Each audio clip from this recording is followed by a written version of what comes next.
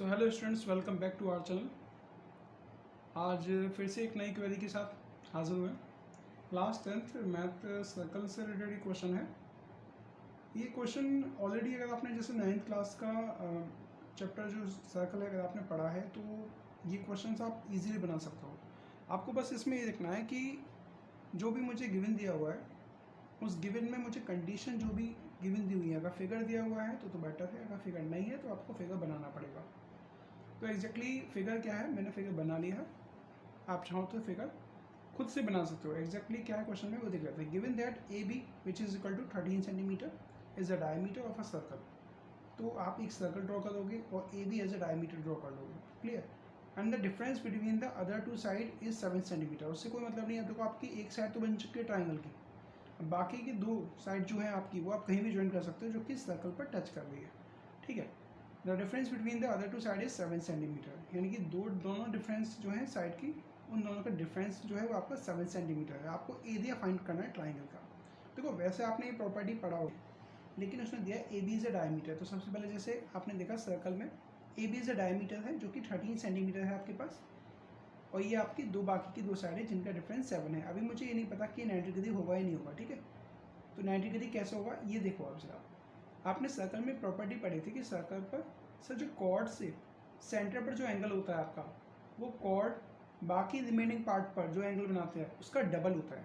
यानी कि मैं ये कहूँ कि जो सेंटर पर एंगल होता है अगर मेरा थीटा है तो बाकी के जो पार्ट है मेरे सर्कल पर रिमेनिंग पार्ट वो उसका हाफ होगा, यानी कि थीटा बाई 2 हो जाएगा। तो मैं कह सकता हूँ A B is a diameter which is a straight line. तो स्ट्रेट एंगल कितना होता है 180 डिग्री। अगर ये मेरा 180 डिग्री है तो रिमेनिंग पार्ट पर ये क्या होगा 180/2 विच इज़ 90 डिग्री। यानी कि इतना तो क्लियर हो गया कि आपका जो एंगल है ये 90 डिग्री है, यानी कि एक राइट एंगल ट्राइंगल है। तो मैं एरिया फाइंड कर सकता हूँ 1/2 इंटू हाइट इंटू बेस, या 1/2 इंटू हाइट इंटू बेस, यानी कि ए सी इंटू बी सी अपॉन 2 अगर मैं कर लूँगा तो एरिया उधर ट्राइंगल फाइंड हो जाएगा। अब देखो अगर यही क्वेश्चन आपका MCQ में होता है एग्जाम में, तो आपको वैसे ही पता है, ट्रिपलेट मैंने आपको याद कराया था क्लास 9 के अकॉर्डिंग कि 13 अगर आपका रहा एक साइड तो 5 12 13 होता है, 7 24 25 होता है, ऐसी 20 21 29 होता है, बहुत सारे हैं। आपको पता है 5 12 13 होता है और दोनों का डिफरेंस 7 चाहिए, तो 5 और 12 का डिफरेंस भी आपका 7 आता है। तो MCQ में होता है तो आप इजीली फाइंड कर लेते कि सर ये 5 है ये 12 है, तो 12 5 से 60/2 विच इज़ 30 सेंटीमीटर स्क्वायर में मेरा एरिया हो जाता है। लेकिन अब मुझे ऐसा पूरा फाइंड करना है, क्योंकि अगर इनकेस एग्जाम में बोर्ड में आपके एग्जाम में आता है जैसे 3 मार्क्स का क्वेश्चन आता है, उस कंडीशन में कैसे करेंगे। तो सबसे पहले देखते हैं क्वेश्चन में गिवन क्या क्या दिया हुआ है। The difference between the other two side is 7 centimetre. तो मुझे क्वेश्चन में गिवन दिया हुआ है in triangle A B C जो मेरा ट्राइंगल है उसमें मुझे गिवन दिया हुआ है A B which is equal to 13 centimetre. मैंने लेट कर लिया, let B C which is equal to x. तो ए सी क्या हो जाएगा दोनों का डिफरेंस, यानी कि क्वेश्चन मुझे बुलाया difference between other two side में, यानी कि कह सकता हूँ A C minus B C which is equal to 7 centimetre. अब आप ये ना सोचना कि सर ए सी बिगर कैसे हो गया, मैंने फिगर के अकॉर्डिंग ए सी को थोड़ा सा बड़ा बनाया। आपके अकॉर्डिंग आप चाहो तो बी सी माइनस सी कर लो, उससे कोई फर्क नहीं पड़ता है, दोनों का डिफरेंस 7 होना चाहिए, उसका कहना बस इतना है। ठीक है, तो मैंने लेट कर लिया, लेट बी एक्स को मैंने एक्स लेट कर लिया, let B C which is equal to x. तो मैं कह सकता हूँ A C minus x is equal to 7। This implies that A C is equal to कितना हो गया x plus 7। Clear, x plus 7 हो गया मेरा ए सी, और बी सी कितना है मेरे पास विच इज एक्स। क्लियर, मुझे फाइंड करना है। तो in triangle writing a triangle by Pythagoras theorem, by Pythagoras theorem के according hypotenuse square is equal to AC square plus BC square, यानी कि hypotenuse square is equal to perpendicular square plus base square. तो आपको नहीं पता अगर perpendicular कौन सा है, तो आप बाकी के दो साइड्स के स्क्वायर का सम आप कर लोगे तो वो हाइपोटेन्यूज स्क्वायर के इक्वल हो जाएगा।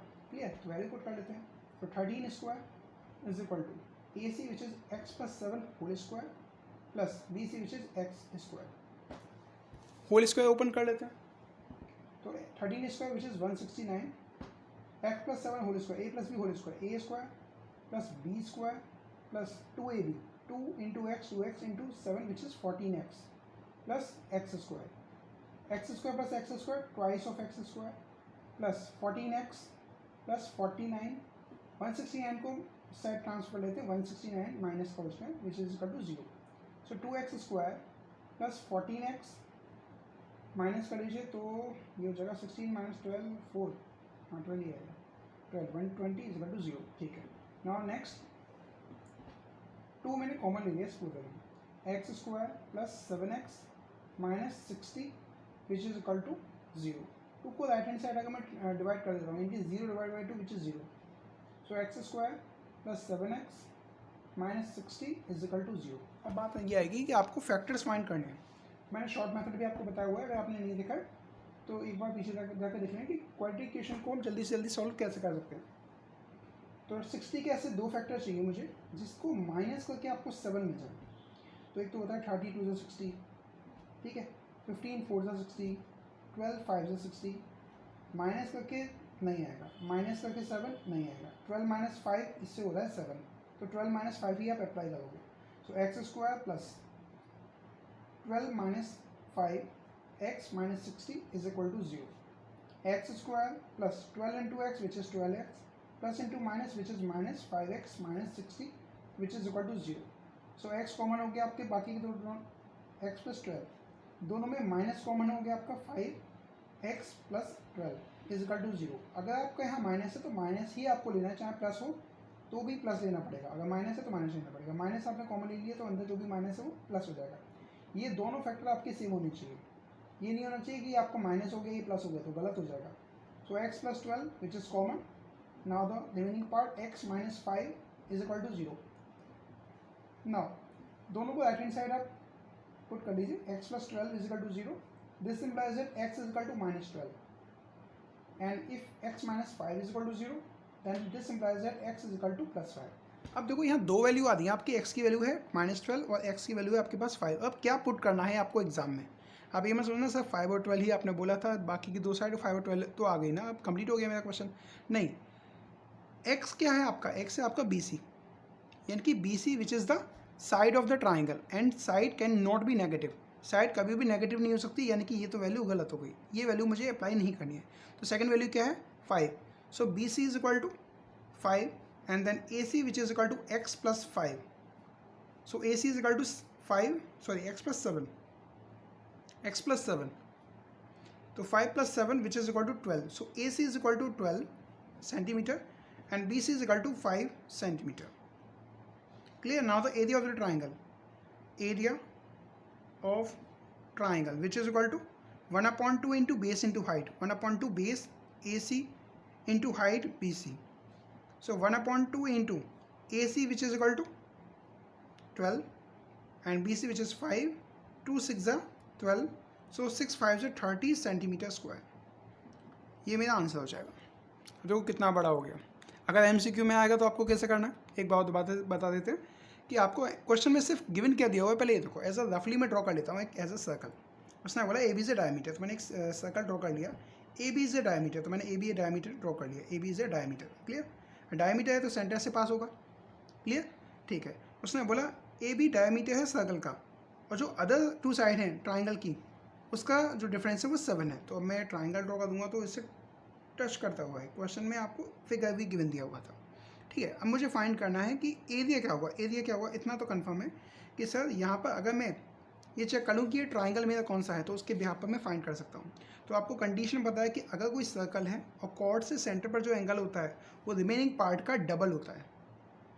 यानी कि मैं कह सकता हूँ सेंटर पर जो भी एंगल होगा वो बड़ा होगा आपका, और जो यानी कि जो भी एंगल होगा आपका और जो बाकी की पार्ट है उसका हाफ होगा. तो यानी कि सेंटर पर अगर मैं देखूँ तो AOB which is a straight line, ये आपका 180 डिग्री होगा. अगर ये 180 डिग्री है तो ये इसका हाफ होगा 180/2 विच इज़ 90 डिग्री. अगर ये 90 डिग्री है तो ये राइट एंगल ट्राइंगल हो गया. राइट एंगल ट्राइंगल में पाइथागोरस थ्योरम आपकी अप्लाई होती है. एक साइड 13 दी हुई है तो बाकी के दोनों क्या होंगी 5 और 12. क्वेश्चन में बोला डिफरेंस दोनों का 7 होना चाहिए, तो 12 - 5 7 ही होता है. तो आपका आंसर सही आता है. क्लियर? तो इसके बिहाफ पर आप क्वेश्चन कर सकते हो. यहाँ तक कोई क्वेरी नहीं होगी. एक क्वेश्चन में आपको होमवर्क दे देता हूँ, मुझे आप बताइएगा इसका आंसर क्या होगा. तो ये आपका होमवर्क है. क्वेश्चन है आपका, if PQ is the diameter of a circle and PQ which is 25 centimeter, the difference between the other two side of the triangle PQR is 17 centimeter. Find the area of the circle. आपको area of the circle find करना है और radius भी find करनी है. ठीक है. Circle area का तो फाइंड करना है तो ये आप इजीली फाइंड कर लोगे. साथ ही साथ आपको फाइंड करना है, तो first property and the second is area of triangle PQR। आपको area of triangle PQR find करना है। अब देखो इसमें कन्फ्यूज मत होना कि सर सर्कल का एरिया कैसे फाइंड करोगे। तो सर्कल का एरिया होता है पाई आर स्क्वायर। तो रेडियस क्या होगा, तो रेडियस आप खुद से ढूंढना क्या होगा, रेडियस डायमीटर आपको गिवन दिया हुआ है तो, और रेडियस तो आप इजीली फाइंड कर ही लोगे। मेन आपका ये है कि मुझे एरिया ऑफ ट्राइंगल PQR आपको फाइंड करके मुझे कमेंट सेक्शन में देना है। क्लियर। तो देखिए कट ऑफ के रिगार्डिंग स्टूडेंट्स ने मुझे बोला कि सर कट ऑफ कितना जा सकता है यूनिट 11th का, और रिजल्ट कब तक आ जाएगा। तो रिजल्ट के लिए आपको एंड ऑफ द मे आपको वेट करना है, मई के लास्ट तक आ जाएगा, ये श्योरिटी है। काफ़ी जैसे अभी भी और भी टीचर से बात हुई, उन लोगों ने भी कहा कि सर मई के लास्ट में आ सकता है।